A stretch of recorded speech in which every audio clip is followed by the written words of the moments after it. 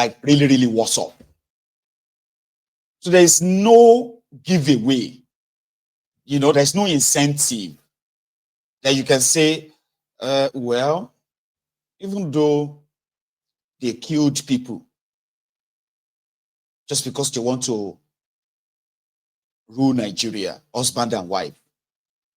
They were so desperate. They were so mean. They are so like, you know, okay, fine, you have the power. Here we go. You know what I mean? Like, everything is now becoming like, you know, coming back together. There's no corruption. There is no profligacy. There is no abuse of power. There is no, you know, and then your economy is like picking up little by little. It's coming back to normal. People are beginning to like get back to work, you know, electricity is beginning to stabilize and all that. A lot of people will just use that incentive to forget about the bloodbath that brought in Tinubu. But no, they made your life worse. So in Rivers State, Tinubu removed their governor, declared a state of emergency. And out of over 8 million people living in Rivers State, he couldn't find a single person, even if he's a retired general, being a retired Air Force, something anyway, within Rivers State, somebody from Rivers State to be the sole administrator, at least something to kind of, you know, placate them. He now went to Cross River State. So the women in River State are so pissed that rather than solve any form of differences, political differences that led to the tribal sort of like prejudices and all that against themselves, right? It has made it worse. Did you hear the women now? We're saying that come they go, come they go. We want Fubara, or bring back Fubara, come they go. Is and then they were the last lady who said they were deceived that even though Tinubu's wife, Rat, was coming to Rivers State, but their own governor's wife, Fubara's wife, was the one organizing the event. They didn't put Iba's wife there at all. It's only for them to get there, and then they found out like they were deceived. So they just staged a walkout. You want to see the woman that's the supposed first lady of Rivers State, that the women in Rivers State are totally like against.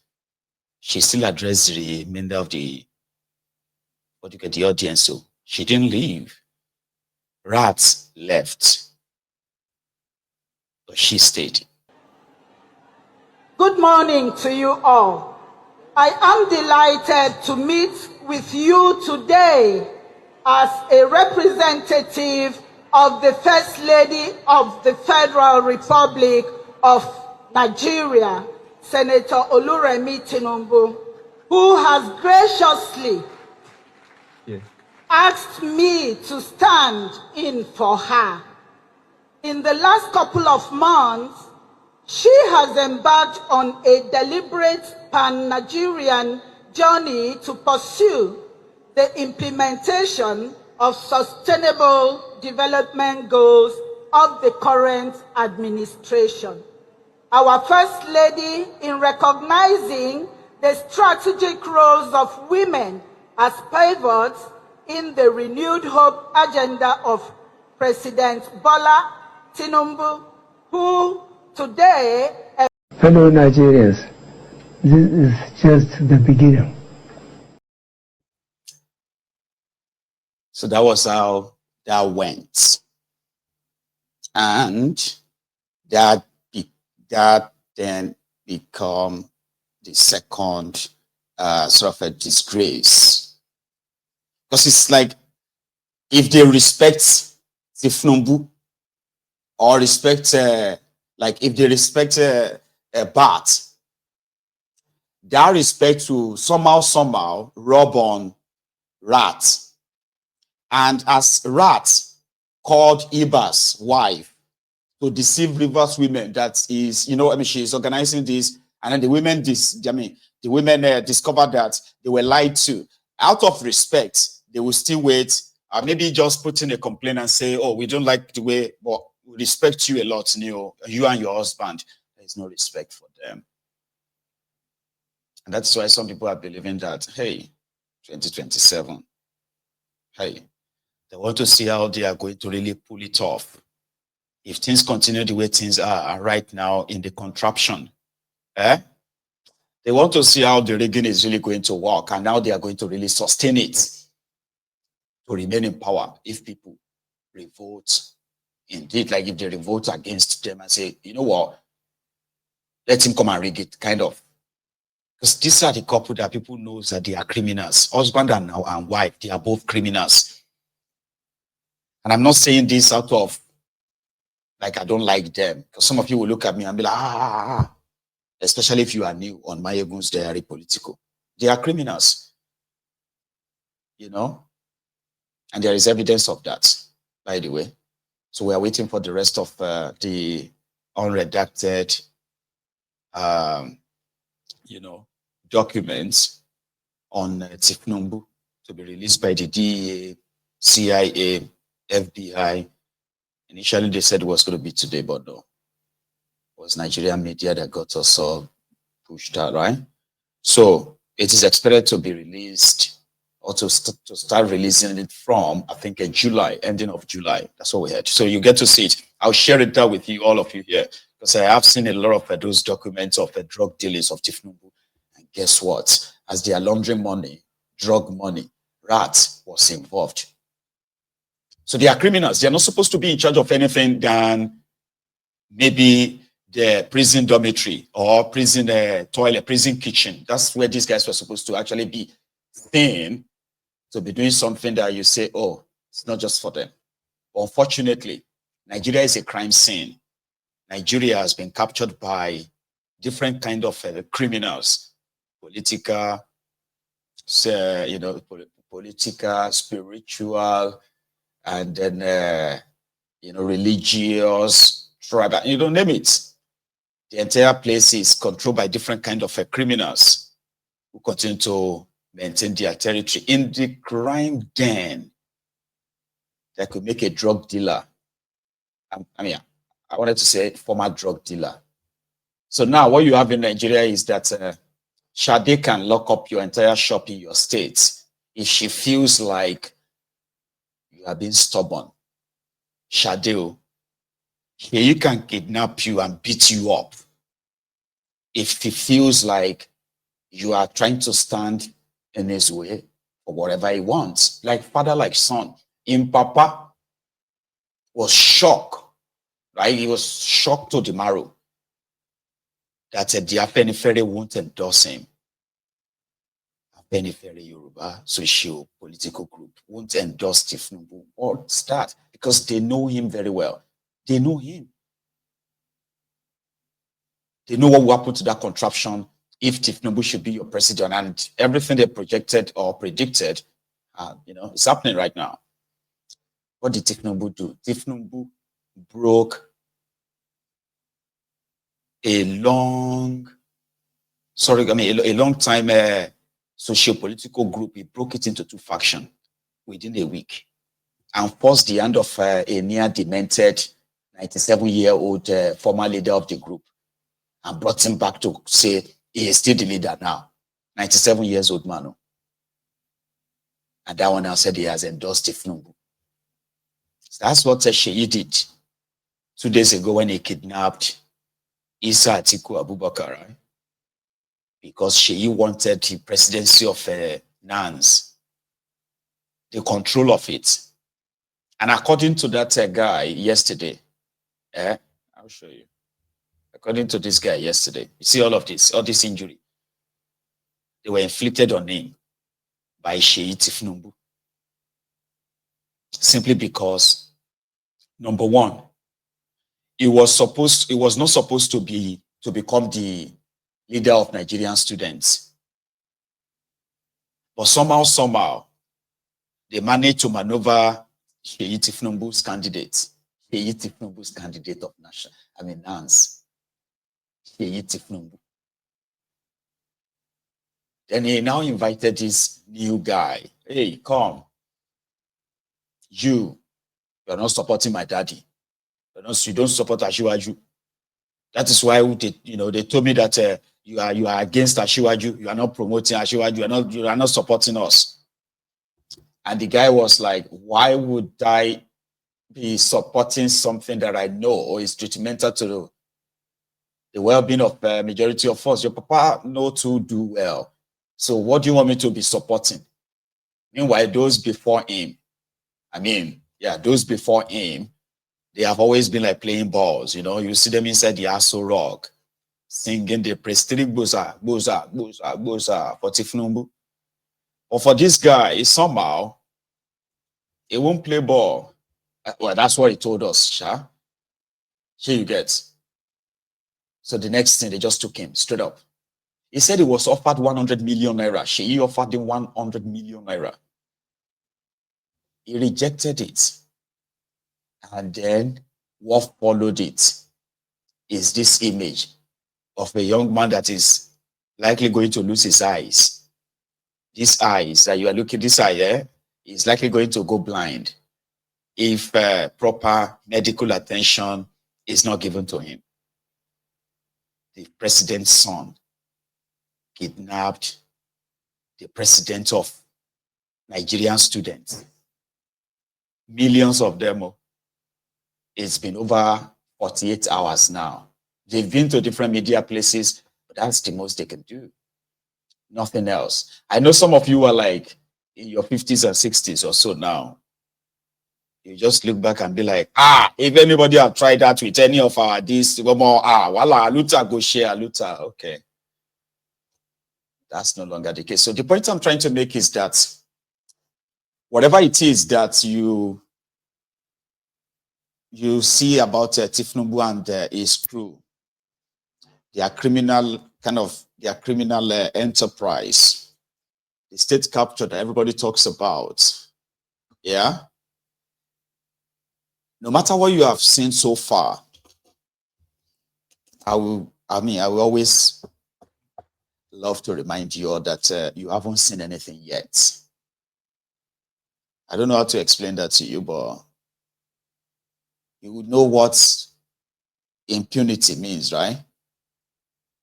Like that guy said yesterday, president of National Association of Nigerian Students. He said Sheyi told him that he will kill him and nothing will happen. He will kill him. They will kill him. And even if it becomes a public, he will direct the police IG to dismiss the whole thing investigation. And if the police IG refuses to obey him, he will lose his job. Another person will come in and do exactly what he wants them to do. Yeah, that's impunity. It's unfortunate too, because I was sort of saying that to myself, like, why didn't this guy just, at least for the record, go to the police and report this abduction? Because abduction is criminal, isn't it? Sheyi Tinubu now came out and he was like, no, he's trying to defame me. God, something like, God forgive you. I was like, a crime has been committed. This guy was tortured, right? We've seen all these wounds. And if indeed they are inflicted on him by the thugs sponsored by Sheyi, that means a crime has been committed.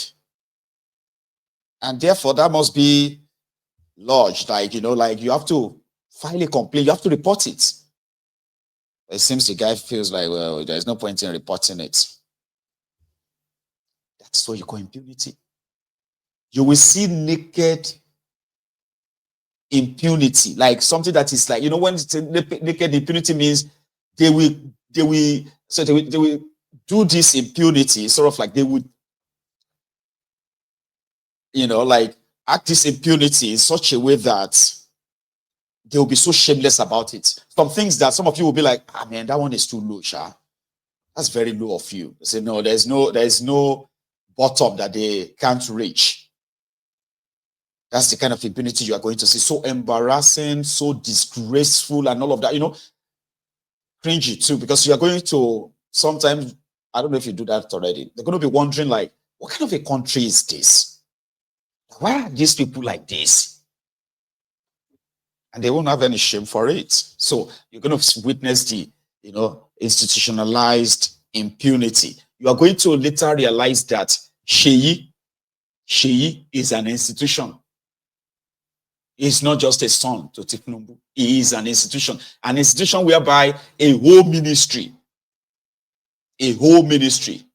more than one, or maybe one or two or three, they are going to build them around him. They did it in Lagos. The whole about 2 ministries they built around him. You see those who are like the commissioner in those ministries or those working in those agencies, they are working for him. That's what you're about to witness in Nigeria now. And similarly, you're going to see that of Shade. So Shade herself, from Yaloja of Lagos to Yaloja General of Nigeria, she has upgraded. So now, any market that she's interested by their design, Shade is the head of all market women in Nigeria. No matter where you come from, whether you have any part of Nigeria, Shade is your woman. And there is no process that made her than she inherited Yaloja of Lagos from her adopted grandma, right? And then when she died, she inherited it. She became Yaloja General of Lagos, all markets in Lagos under her. So when Tinubu became your president, Shade upgraded too. He became Yaloja General for all the markets in Nigeria. If you want to find out, I don't say, see, you remember when they used to say Edo is not Lagos, and Edo market women protested. The Yaloja of Lagos cannot reach Edo. And I don't hear the latest. They will never protest again. Shade did there. Shade is an institution. That is what Tinubu does for our family. There are those who believe that as near demented as Kolu is, Rat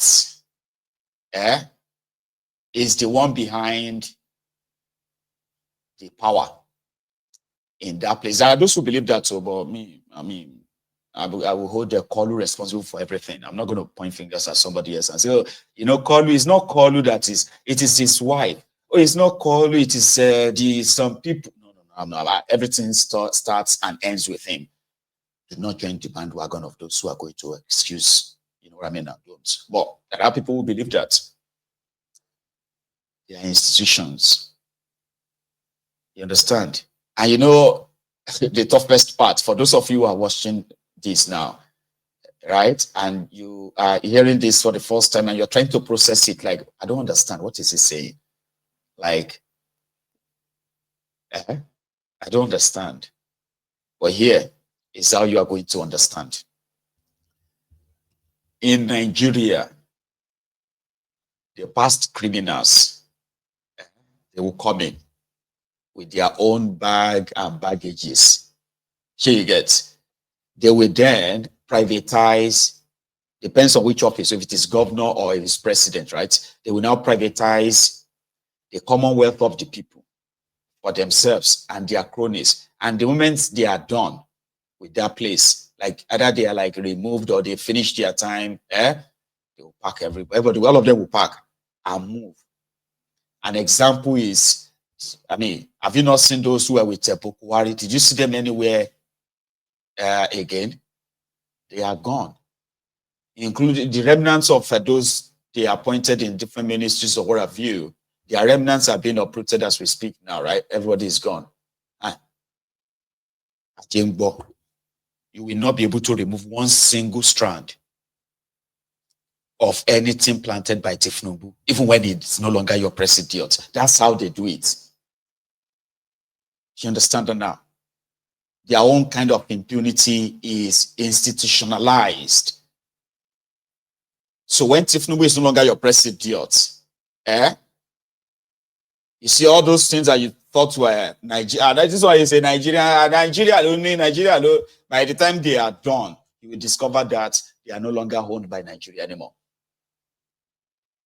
And if you want to do shakara, we need to, you realize that they've actually amended the law that made it law that it is his own, or whoever he willed it to. So you will, anyway.